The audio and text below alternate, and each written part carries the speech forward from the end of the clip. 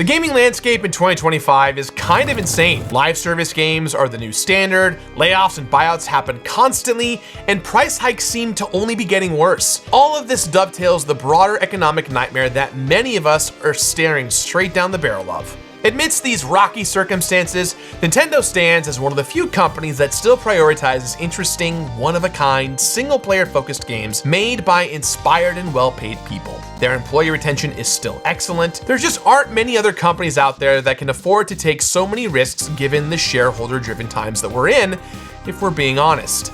Despite this reputation, or maybe because of it, a lot of valid criticism has been raised about the recent games and prices. Nintendo has been pushing right up against the limit of what people are willing to pay for their products, and it feels significantly more cynical than the Nintendo that we know of the past. So, is it all true then? Has Nintendo truly sold out to all of their shareholders? We're used to other companies putting the squeeze on us, but this is Nintendo. Donkey Kong Bonanza is one of the best games that I've ever played, and I want that studio to keep making games more like it. Plus again, they actually take care of the people making their games. We should support the game company that actually supports their employees, right? Are all of these consumer hostile practices enough to actually cut Nintendo out completely? Well, let's take a look at what they've been doing this whole time. Donkey Kong Bonanza received paid DLC for $20 within 3 months of its release. And although Emerald Rush in my eyes is very substantial, players couldn't shake the feeling that some part of this DLC was cut content from the base game. After all, one of the only ways that you can track which endings you've received in the game is in DK's house on DK Island, which is only available in the DLC. Emerald Rush balloons the price of DK Bonanza to $90, which is more expensive than Mario Kart World. Pokemon Legends ZA received an announcement of paid DLC nearly a month prior to the game's official launch, and that's even worse. The base game is offered at $70, and the DLC story campaign is $30, and 3 Mega Evolutions can only be obtained through ranked online battles, requiring that $20 a year online Nintendo subscription. So both of these games come hot off of Mario Kart World, famously priced at $80, with the game all but guaranteed to receive paid DLC. The Switch 2 is already priced at $450 in the US for the base consoles, with all associated accessories costing ludicrous amounts of money. $100 for a pair of new Joy-Cons, $90 for the Pro Controller 2, and the list goes on. Now these price increases aren't limited to just hardware and Switch 2 games though. The Switch brought with it the end of Nintendo Selects, where its greatest hits games would get released with a lower price.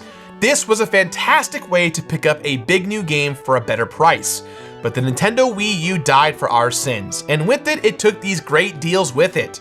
Following this, the Nintendo Game Voucher Program was created, which allowed you to spend $100 for 2 different games of your choice, making it for a $20 discount before taxes. Now, this was already not a great, amazing deal in my eyes, as it discouraged picking up physical cartridges for games for potentially less than $50 by creating a convenient instant discount for you that would lock you in on Nintendo's own storefront.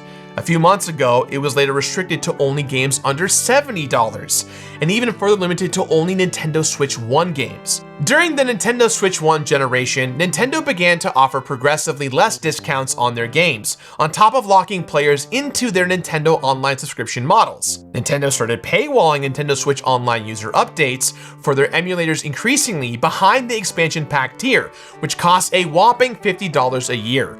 First-party Nintendo games now receive no discounts outside of extremely specific circumstances.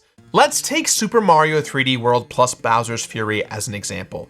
A Wii U remaster with a new side game bundled into it, and that's a relatively cheaper game in comparison to original Nintendo games being developed at the time, and most gamers sniff this out immediately. Despite this, since its release in 2021, this game has only gone on sale a handful of times, and always for the same price of roughly $42. This year's Black Friday marks a small change, with some Nintendo Switch 1 titles dropping to $30, but this feels more like a response to the public outcry from Nintendo Switch 2's launch. By comparison, The Last of Us Part 1 is a remaster of a PS3 era game featuring a full graphical overhaul plus the original DLC. This game relaunched at $60, just like Bowser's Fury did, but if you look at this graph right here tracking discounts, you're going to see a real stark difference. Not only did this limited re-release slowly fall in price within a year of release, but it has actually stayed at this lower price to reflect its lesser relevance over time. See, that's the funny thing about the game prices overall. At launch, they're as expensive as they'll ever be, and that's down to an unspoken agreement between publisher and buyer. The actual value is never the launch price. Ideally, you'll have a cost per unit for each copy of the game, and that estimates how much money a publisher needs to make in order to recoup the cost of development. The goal is to entice as many players as possible to want that new, exciting experience right on the cusp of launch day. Playing a game years later is never as exciting as when it's the new hotness, so there's plenty of incentive for gamers to want a new game at launch date. Now, Nintendo is not special in the games industry in this way. Their games, like all games, become less relevant over time, sometimes releasing to completely zero relevancy. Where another company might have met a flop like Princess Peach Showtime with steep discounts to make up for weak sales at launch, Nintendo holds firm at a ludicrous $60, even in this extreme case. There's no way this game was not a massive disappointment for Nintendo from a sales perspective. And no, just to be clear, I do not think that the most recent Black Friday sale discounting the game to $30 at very few limited retailers for a limited time only changes the situation I'm talking about here. There's an argument for consumer responsibility here. After all, nobody's forcing you to buy these particular games. You only pay for what you personally want to play. Vote with your wallet, right? Just avoid the price hikes by deciding that the price is not worth it and continue enjoying some of the best games in the industry on your own terms. Now, that might have been true in the past and even on other platforms like PlayStation, but we're talking about 2025.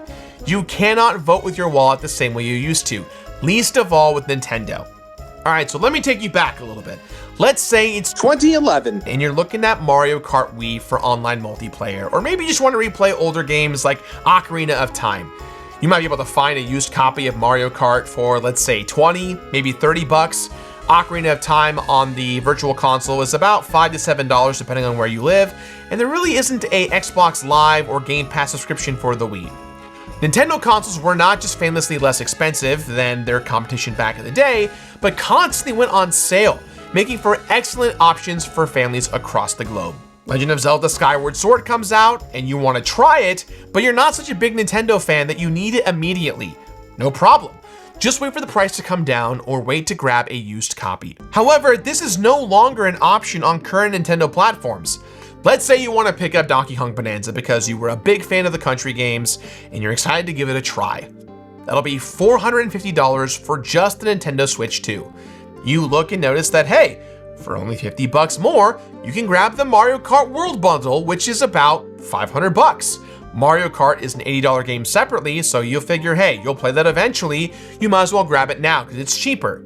Now, you're at $500 for the Nintendo Switch 2 and Mario Kart World, and you haven't even bought Donkey Kong Bonanza. You add that to your cart, only to find that it has a $20 DLC pack. You might as well throw that on since you already know the game is a certified critically acclaimed banger. Plus, you get to see the original DK Island again from DK64, so the nostalgia is there. That looks pretty sick. Okay, so hold on. Before you check out, you probably want to play Mario Kart World online at some point, right? It's got online functionality. So you better add the Nintendo Switch Online membership to that cart. But wait, there's 2 tiers, remember? Right. The expansion pack lets you play the Nintendo 64, GameCube, and Genesis games. 50 bucks a year to play Ocarina of Time, Mario 64, Wind Waker, Soul Calibur 2, Luigi's Mansion, and so many more games coming forward. Doesn't sound so bad, right? But it's still a little bit steeper than you want.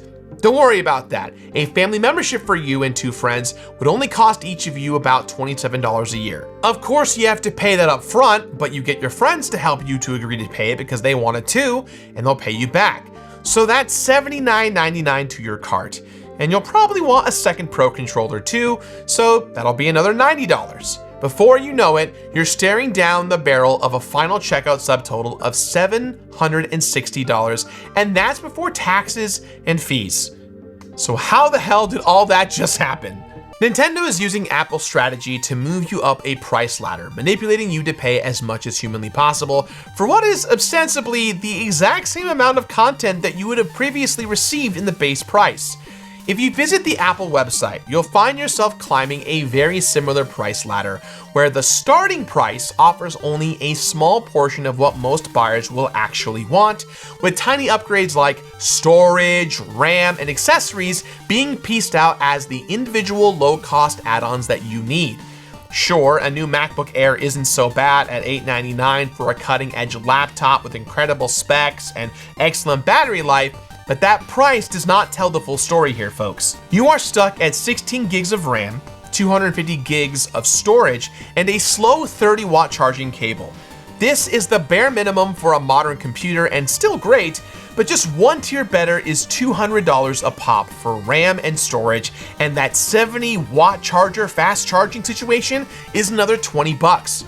For a slightly more capable machine of 512 gigs of storage, 24 gigs of RAM, and a faster charging brick, you're suddenly jumping up to $1,400. How did that happen? Your subtotal is almost 1.5 times higher than when you started at, and there isn't even a salesperson to blame in this situation. That's before you even look to any form of iCloud storage tiers, or just simply buying a simple USB mouse or USB hub. What Apple doesn't mention is that models with 24 gigs of RAM are only included on the models with the upgraded processors, so that tacked on another upgrade. Just like Nintendo, you'll notice that Apple will hardly ever discount their products, leaving that to the retailers like Best Buy or Costco to take care of for themselves. You're probably not gonna want to use them though, since they don't let you customize your model the way that Apple does, meaning that you're looking at that $1,400 model right away instead of starting at $899. This price ladder manipulates you into making it your decision to spend more money, and Apple is famous for this very practice. This is a philosophy that is unilaterally applied across every product and game that Nintendo releases. In the past 10 years, Nintendo has adopted a philosophy that Nintendo products have an immense value and we must always respect said value. This might sound like an incredibly manipulative strategy adopted by the current modern Nintendo leadership. After all, the current CEO, Shintaro Furukawa, is a former accounting executive at Nintendo. However, that idea about no discounts actually originates with Satoru Iwata, another famous Apple devotee. That is why Princess Peach Showtime cannot get a discount on the Nintendo eShop. If a retailer wants to discount the cartridge, that's up to them, but Nintendo's working hard to keep that from happening too. The Nintendo Switch 2 brought with it the scourge of game key cards. These are physical cartridges, but instead of storing game data on them, they hold a game key. Functionally, they work the same as a cartridge, with the exception being you still need to download the game from the Nintendo eShop. This game key card has only been used by third-party developers like Sega and Ubisoft so far, and the reason was different each time. On one hand, manufacturing cartridges is expensive, meaning a publisher can still launch a physical cartridge for retail store shelves or fans who just want physical collections for their games. In addition to this, some modern game engines demand faster storage than Nintendo's cartridge format will allow, meaning a typical game release would result in a substantially degraded experience if it isn't running off the internal storage or the new micro SD Express cards on the consoles, right? That's pretty valid, right? That makes sense. That works out pretty conveniently, however, for Nintendo, and extremely inconvenient for those third-party companies. For one, Nintendo is the sole manufacturer of the game cards, meaning they set the prices on both physical cards and game keys. Nintendo is also shifting the blame of selling the game key cards to those third-party publishers. That means when Sega offers, let's say, Yakuza 0 for Switch 2 as a game key card instead of a standard game card, Sega is the one who bears the brunt of online outrage. And on top of that, regardless of their choice of physical release, developers will still have an eShop page complete with a 30% cut of every sale. When you put all this together, there is no winning as a third-party developer on Nintendo Switch 2. If you have a physical cartridge, you're paying Nintendo a fortune for each cart, plus retailer relationships to stock those boxed copies, and possibly compromising your game's own performance. Let's say you still want a presence in stores. Maybe you want to give fans a physical option for your game, or maybe you can't justify paying Nintendo for those expensive cartridges. there's going to be an extremely vocal backlash against your use of game keycards, and you're still going to pay Nintendo for that eShop page. You might opt out for the last resort, which is a physical box with a piece of paper inside with the key on it. That's got the same problems though as the game keycard, and you're still going to be processed through the Nintendo eShop regardless. If your game is going to be distributed digitally, no matter what option you choose, then you might as well go with an eShop only release. As a publisher, you're better off not pissing off your fans and just foregoing a physical release entirely. Now, my friends, that was no accident. No matter what choice a third party makes, Nintendo wins. They get paid for cartridges regardless. They take a cut for each game sold regardless of the platform. They manage the eShop that distributes these games. They get paid no matter what and can always throw their hands up and cry market conditions anytime criticism of prices or policy comes up. This also conveniently creates an environment where Nintendo can finally achieve their goal of destroying the used game market, something that they've loathed for years. After all, Nintendo can't control the price of a used copy of Breath of the Wild on Nintendo Switch. However, they can create a future where that used copy doesn't even exist in the first place, allowing them to sell you a critically acclaimed game back to you at whatever price they want. This isn't just speculation either. Nintendo shut down their Nintendo 3DS and Wii U eShops in 2023, ending their virtual console program for good. There is now no way to permanently, legally purchase and own classic games for Nintendo's legacy hardware. I would know. I archived every release on the Nintendo American eShop back in 2023. And see, this is why you can't just vote with your wallet. There is no way to engage with Nintendo Switch and Nintendo Switch 2 content without rewarding their sales models and predatory subscriptions. If it isn't the more expensive console or the controllers or even a new power brick, then you're contending with a more expensive new game model that gets less discounts, all digitally distributed with no ability for you to sell it to someone else or recoup some of your purchases. So put your foot down and say, no more, right? Just stop falling for Nintendo's marketing practices and take a stand. Vote with your wallet, they say. So vote with it. So you vote with your wallet until some time passes, and you're looking at one of those new games like Donkey Kong Bonanza, or maybe your friends want to jump into Mario Kart World Online, and you're the only one without a copy. After all, in spite of all of these aggressive business practices, it's still Nintendo. They're still not as bad as many of their competitors. You want to support single-player games with unique ideas made by some of the most unique, talented, and well-paid designers in the world. What other studios can boast that kind of environment and output? Your options outside of Nintendo are scant and filled with caveats.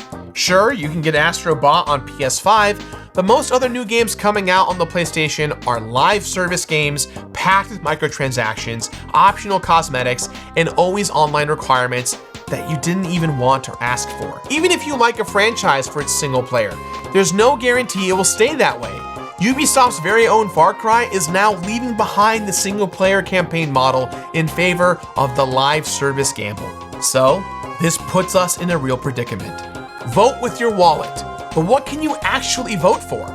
On one hand, you can reward the studios that crunch their employees, perform massive waves of layoffs to make way for AI-generated slop to replace actual artists, and tie games to online services, make them impossible to meaningfully preserve. Even if a studio makes a game you like, there's no guarantee they won't be bought out or otherwise suffer some kind of collapse after not being able to deliver another hit.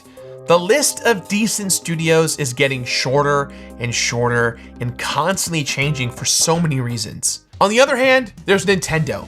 Playing on Switch gets you the cheapest online membership by a huge amount, and for all of its problems, you're still getting a Game Pass style library of retro games. You'll still get exciting third-party releases like the upcoming 007 game or Resident Evil Requiem. You aren't missing out on indie games since most will either launch on the Switch or make their way over in due time. Plus, the Nintendo Switch and Switch 2 are just fantastic pieces of hardware. Even with all the game key shenanigans going on, you're still getting more physical releases for games that you'd never see on PlayStation or Xbox. Now look, I'm not talking about the entire games industry right now. We're still talking about voting with your wallet in specific companies. Buying a Nintendo game means you aren't buying a game by Sony or Microsoft. You're voting against the use of AI in games and voting for better treatment for game developers. Artists and programmers get generous vacation time, they get great pay that scales with their successes, they're promoted internally, making for an actual path that promotes long careers, and those long careers mean that Nintendo employees know each other for decades. That makes for way better, smoother, more comfortable work environments. That feels like a pixie fairy wonderland when you contrast that with the kind of working conditions at studios all across the globe. And yeah, that means that you're giving Nintendo your money. You're rewarding all of these price hikes. You're voting for manipulative sales tactics to push everyone to spend more money for the same amount of content. You're voting for worse game preservation, patent trolling, anti-repair, and the list goes on.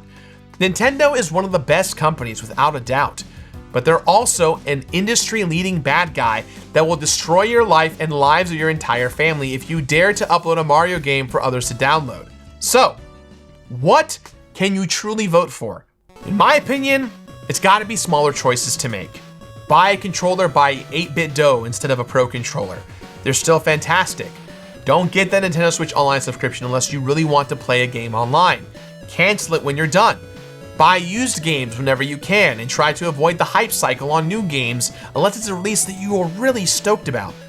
Most of all, please don't buy those DLC packs unless it really resonates with you and you really love the game. Wait until you've actually finished the game and then decide whether or not you want that extra content. You might even want to try it later on, and you know what? That's totally fine. It isn't going anywhere. The marketing for these things can make it feel like you have to grab it right now, otherwise you're gonna miss out on what everyone else is experiencing, almost like a book club or seeing a movie the week it comes out. If you're really curious, just watch a Let's Play or a live stream of your favorite content creators. You might not be able to escape the overall price hikes of the Switch, but you can send a clear message about DLC packs, Switch Online, emulation, and expensive accessories. There are always better options. All it takes is a little self-control and not taking the most convenient option available. I hope today you learned something and I helped shed some light on why things are the way they currently are in the gaming space and help you decide on how you want to spend your money this holiday season. Remember that you always have a choice, even if the choices are really cloudy and intentionally unclear. Thanks for watching and have a safe weekend. Bye.